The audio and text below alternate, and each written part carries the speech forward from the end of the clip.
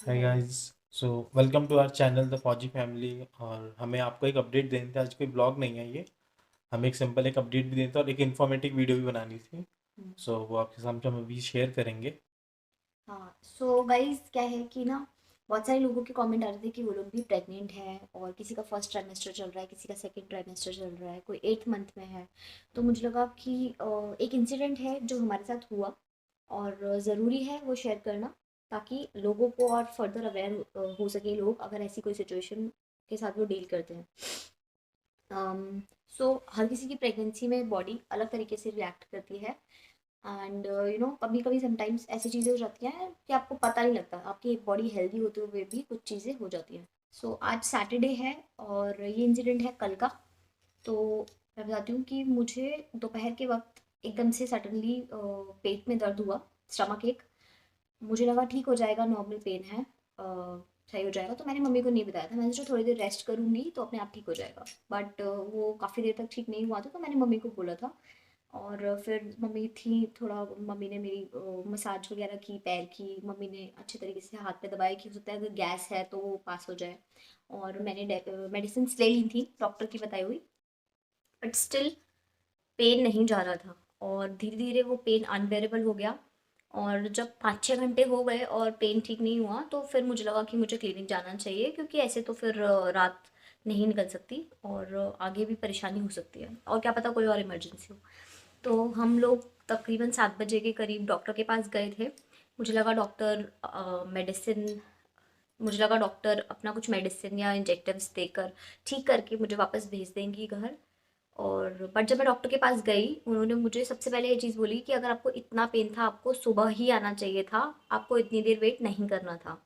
तो पहली बात तो, अगर कुछ भी अनयूजुअल आपको प्रेगनेंसी में लग रहा है, कोई भी टाइप का पेन, तो अपनी तरफ से बिल्कुल नहीं सोचना कि ठीक हो जाएगा या कुछ भी है, नॉर्मल है। आपको तुरंत अपने डॉक्टर से कंसल्ट करना है और जाना है उनके पास। ठीक है। मुझे पेट दर्द की वजह से कुछ भी डाइजेस्ट भी नहीं हो रहा था, मुझे बैक टू बैक वॉमिट्स हो रही थी और कुछ भी नहीं था मेरी बॉडी में। तो मुझे बहुत ज़्यादा वीकनेस हो गई थी, मतलब इतनी ज़्यादा वीकनेस हो गई थी कि मैं उतना चल भी नहीं पा रही थी। मुझे बहुत चक्कर जैसा भी लग रहा था। तो काफ़ी मेरी हालत ख़राब हो गई थी।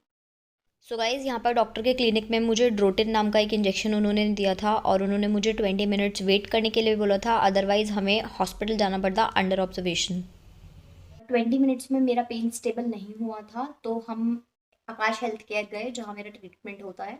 और वहाँ जाकर मुझे डॉक्टर ने तकरीबन 4 इंजेक्शन्स दिए पेन रुकने के लिए। पहले तो उन्होंने कहा था कि हमें इमरजेंसी में जाना है, 1 घंटे ऑब्जर्वेशन में रखेंगे, अगर उसमें भी ठीक नहीं हुआ तो एडमिट ही होना पड़ेगा हाँ, एट द एंड आपको। हाँ, और अल्ट्रासाउंड भी होगा अगर पेन स्टेबल नहीं हुआ तो। अ, फिर उसके बाद 1 घंटे के बाद मुझे पेन स्टेबल नहीं हुआ था। तो वही था कि हम लोग अल्ट्रासाउंड के लिए गए। और अल्ट्रासाउंड की रिपोर्ट में ऐसा कुछ नहीं था रीज़न, बट मेरी डॉक्टर ने मुझे कुछ रीजंस बताए हैं जो कि मैं आपके साथ शेयर करती हूँ अभी। गाइस, अचानक ही बहुत ज़्यादा पेन होने लग गया रिचा को। तभी हम हॉस्पिटल में आए आकाश में। और अभी बोला है, अभी 2 इंजेक्शन दिए हैं और बोला है थोड़ा रेस्ट करके देखो, अदरवाइज अल्ट्रासाउंड करके देखेंगे अभी हम।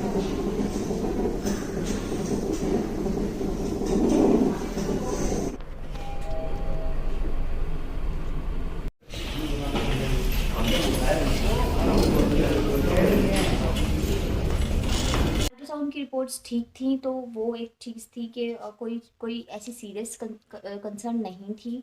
बट पेन मेरा स्टेबल नहीं हो रहा था। तो मुझे डॉक्टर ने अल्ट्रासाउंड के बाद भी 1 से 2 घंटे रखा कि पेन स्टेबल हो जाएगा तो ठीक है, अदरवाइज मुझे फिर पूरे दिन के लिए एडमिट होना था वहाँ। बट फॉर्चुनेटली पेन मेरा स्टेबल हो गया था और कुछ मेडिसिन उन्होंने मुझे दे दी थी। तो मैं घर आ गई थी, हम तकरीबन रात के 12 बजे घर आए थे। और आज पूरा दिन मैं बेड रेस्ट पे थी। पूरा कल उन्होंने पूरे 4 इंजेक्शन लगाए हैं। यहाँ पे देखो, ये देखो यहाँ पे निशान भी है। 2 इंजेक्शन एक साथ इसी में लगा दिए थे उन्होंने, और दो दो इंजेक्शन काफ़ी स्ट्रांग थे, तो वो मुझे बम पे दिए गए थे। तो गाइज, एक चीज़ मैं यहाँ कहना चाहूँगी कि डॉक्टर ने मुझे कुछ चीज़ें बताई हैं। पहली बात तो, कुछ भी सिचुएशन है अपने डॉक्टर के पास जाना है, अपना दिमाग नहीं लगाना है। ठीक है। सेकंड, डॉक्टर ने मुझे बोला है कि हम लोग सबको पता होगा, प्रेग्नेंट वीमेन रिलेट कर सकती हैं कि हमारा जो हाथ है वो इंस्टेंटली या अपने आप सबकॉन्शियसली हमारे पेट पे चला जाता है ना, हमारे स्टमक पे जाता है, और वो नहीं कर रहा है। सबसे पहले तो इतना ज़्यादा स्टमक पे अपने हाथ नहीं फेरना है, रब करना है, और अगर कोई पेन है तब तो बिल्कुल भी नहीं करना है, क्योंकि उससे आपका यूट्रस स्टिमुलेट होता है। ठीक है, तो डॉक्टर ने मुझे बोला कि कुछ रीजंस की वजह से शायद मेरा यूट्रस इरिटेबल हो रहा है, मे बी कॉन्स्टिपेशन और गैस और एनीथिंग। तो इस वजह से वो फॉल्स लेबर पेन को क्रिएट कर सकता है अगर आप उसको ज़्यादा रब करते हैं अपने स्टमक को, तो वो नहीं करना है। ठीक है, और तीसरी चीज़, मेरे को लगता है कि मेरे को आयरन की टैबलेट सूट नहीं की, क्योंकि मैं एक बार और पहले कॉन्स्टिपेशन आयरन की टैबलेट की वजह से मुझे हो चुका है प्रेगनेंसी के दौरान ही, बट वो इतना मेजर नहीं था, इतना क्रिटिकल नहीं थी सिचुएशन। बट इस बार बहुत ज़्यादा चीज़ें हो गई थी, तो शायद वो मुझे सूट नहीं की। एक्सेसिव आयरन डॉक्टर ने बोला कि आपकी बॉडी में शायद जा रहा है, क्योंकि आप डाइट में भी आयरन ले रहे हो और मेडिसिन आपको सूट नहीं कर रही है, तो प्रॉब्ली उसकी वजह से ये सब चीज़ें लीड हुई। सो कोई भी सिचुएशन हो, कुछ भी हो, तुरंत डॉक्टर के पास जाएं, क्योंकि वो ही आपकी बॉडी अलग है प्रेगनेंसी में, एक नॉर्मल बॉडी और एक प्रेग्नेंट बॉडी अलग होती है। तो आपको ध्यान रखना है, कुछ भी है आपको सीधे अपने डॉक्टर के पास जाना है, अपना दिमाग नहीं लगा। सो गाइस, क्योंकि मेरे साथ ये इंसिडेंट हुआ तो मुझे लगा बहुत सारे लोग प्रेग्नेंट हैं, हर किसी की जर्नी सेम नहीं होती है, मगर कहीं कहीं कुछ चीज़ें होती हैं जो हम रिलेट कर पाते हैं, और ये बहुत कॉमन चीज़ है। कॉन्स्टिपेशन होना, गैस होना प्रेगनेंसी में बहुत ही कॉमन है, और हर कोई एक्सपीरियंस करता है। तो अगर कुछ भी पेन हो या कुछ भी आपको होता है, तो प्लीज़ अपने डॉक्टर से, बार बार कह रही हूँ मैं, कंसल्ट करिए।